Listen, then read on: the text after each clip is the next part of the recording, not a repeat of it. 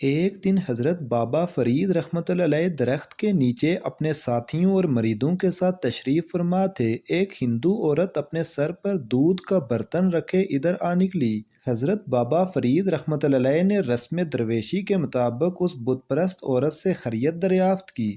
ہندوؤں کی نظر میں وہ ایک نیچ ذات سے تعلق رکھنے والی عورت تھی، اس لیے کوئی بھی شخص اس سے انسانی لہجے میں گفتگو نہیں کرتا تھا۔ آج جب اس نے دوسرے مذہب سے تعلق رکھنے والے بزرگ سے برابری کا سلوک دیکھا تو اپنی درد بھری کہانی سنانے لگی۔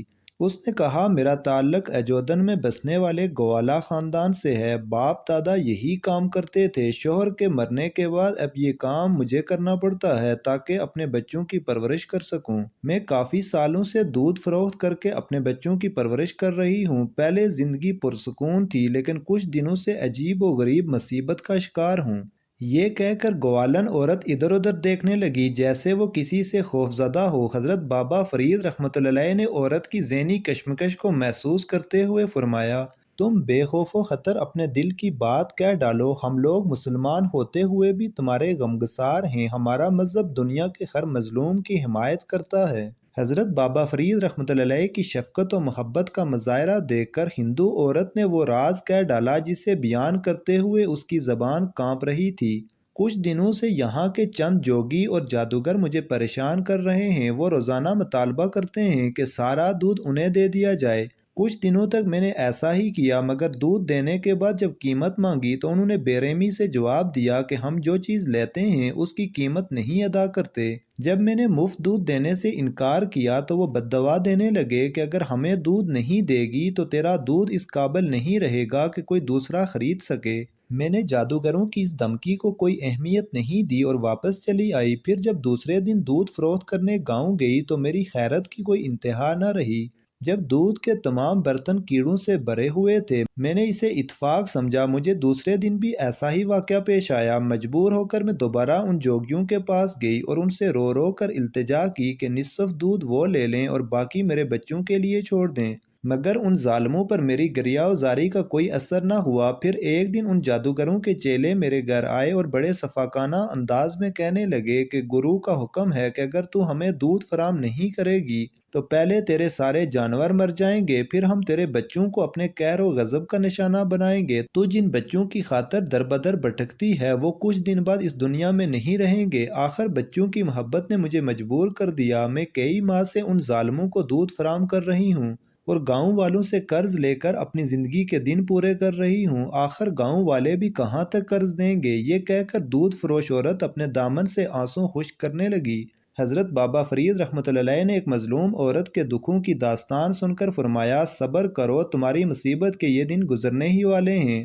اچانک دودھ فروش عورت گھبرائے ہوئے لہجے میں کہنے لگی، خیر میری تو جس طرح گزرے گزر جائے گی، مگر تم لوگ بہت شریف ہو، آج تمہیں ان درختوں کے نیچے دیکھا تو چلی آئی۔ میری طرح تم لوگ بھی غریب ہو۔ میں تمہیں یہ بتانے آئی تھی کہ کہیں وہ ظالم جادوگر ادھر کا رخ نہ کریں اور پھر تم ان کی جفاکاریوں کا نشانہ بن جاؤ۔ عورت کی سادہ دلی قابل دید تھی۔ وہ اپنی پریشانیوں کو بھول کر درویشوں کو جادوگروں کے ممکنہ اقدام سے بچانے آئی تھی۔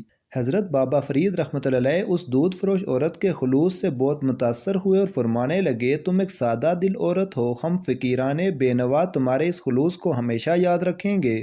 ویسے تم بھی یاد رکھو کہ جب تک اللہ کی طرف سے کوئی مصیبت انسان کا مقدر نہ بن جائے اس وقت تک دنیا کی کوئی طاقت اسے ذرا برابر بھی نقصان نہیں پہنچا سکتی۔ اگر تم جوگیوں اور جادوگروں کے بجائے اپنے دل میں خدا کا خوف پیدا کر لو تو تم خود بھی محفوظ رہو گی۔ تم بھگوان کی بات کر رہے ہو؟ دودھ فروش عورت نے حیرت زدہ لہجے میں کہا، میں تو اسے روز ہی یاد کرتی ہوں مگر میرے دکھوں میں کوئی کمی نہیں آتی۔ تم جس بھگوان کی پوجا کرتی ہو وہ تو خود ایک بے جان مجسمہ ہے جو اپنی جگہ جنبش بھی نہیں کر سکتا۔ وہ کسی انسان کے کیا کام آئے گا؟ میں جس خدا کی بات کر رہا ہوں وہ اپنی ذات میں تنہا ہے، کوئی اس کا شریک نہیں اور اس قدر قدرت والا ہے کہ ساری دنیا کے انسان مل کر بھی اس کے فیصلے کو تبدیل نہیں کر سکتے۔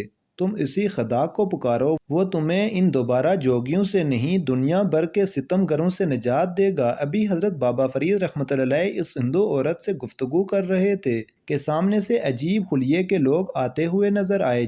جیسے ہی آنے والوں پر عورت کو نظر پڑی وہ دہشت زدہ ہو کر حضرت بابا فرید رحمۃ اللہ علیہ سے کہنے لگی، یہ انہی جادوگروں کے چیلے ہیں، آج مجھے تمہارے پاس کچھ دیر ہو گئی تو یہ میری تلاش میں یہاں تک آ پہنچے۔ حضرت بابا فرید رحمۃ اللہ علیہ نے عورت کو خوفزدہ دیکھ کر فرمایا، تم میری مہمان ہو اس لیے تمہیں ہراساں ہونے کی ضرورت نہیں، میں خود ان لوگوں کو جواب دے دوں گا۔ جادوگروں کے چیلوں نے آکے ہی غیظ و غضب کا مظاہرہ کیا اور قہرناک لہجے میں عورت سے کہنے لگے، تم یہاں آرام سے بیٹھی باتیں کر رہی ہو اور گرو جی دودھ کا انتظار کر رہے ہیں، آج تیری خیر نہیں، اسے میں نے روک لیا تھا۔ حضرت بابا فرید رحمۃ اللہ علیہ نے کوفیوں کو مخاطب کرتے ہوئے کہا، تم بھی بیٹھو۔ ابھی فضا میں ایک مرد خدا کے الفاظ کی گونج باقی تھی کہ جوگیوں پر سکتہ طاری ہو گیا اور وہ اس طرح زمین پر بیٹھ گئے جیسے کسی غیبی ہاتھ نے انہیں زنجیریں پہنا دی ہوں۔ کچھ دیر بعد جوگیوں کی دوسری ٹولی آئی۔ حضرت بابا فرید رحمۃ اللہ علیہ نے ان سے بھی وہی فرمایا، بیٹھ جاؤ، اور وہ بھی سر جھکا کر بیٹھ گئے۔ الغرض گرو نے اپنے تمام چیلوں کو بھیجا اور وہ سب کے سب اس طرح بابا فرید رحمۃ اللہ علیہ کے سامنے سر جھکا کے بیٹھ گئے جیسے انہیں کسی طاقتور مقناطیس نے جکڑ لیا ہو۔ آخر میں جوگیوں کا گرو اپنے چیلوں کو ڈھونڈتا ہوا ادھر آ نکلا۔ تم لوگ یہاں کیا کر رہے ہو؟ گرو نے غضبناک ہو کر اپنے شاگردوں کی طرف دیکھا۔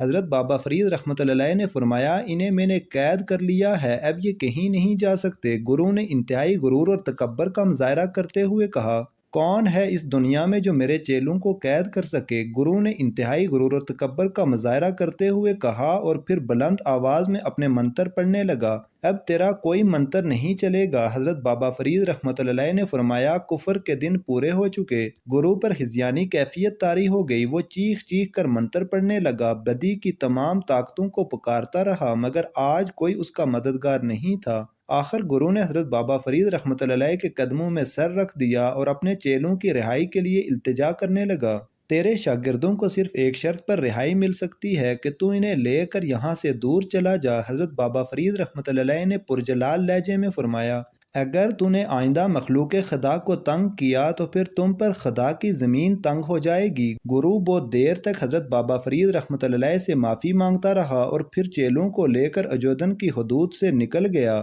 گرو کے جانے کے بعد حضرت بابا فرید رحمۃ اللہ علیہ اسی جگہ اقامت گزیں ہو گئے اور پورا قصبہ آپ کی اس کرامت کے شور سے گونجنے لگا۔ نتیجتاً سینکڑوں بت پرست حلقہ اسلام میں داخل ہو گئے۔ اجودن میں یہ آپ رحمۃ اللہ علیہ کی پہلی فتح تھی۔ مزید اچھی ویڈیوز دیکھنے کے لیے چینل کو سبسکرائب کریں۔ جزاک اللہ۔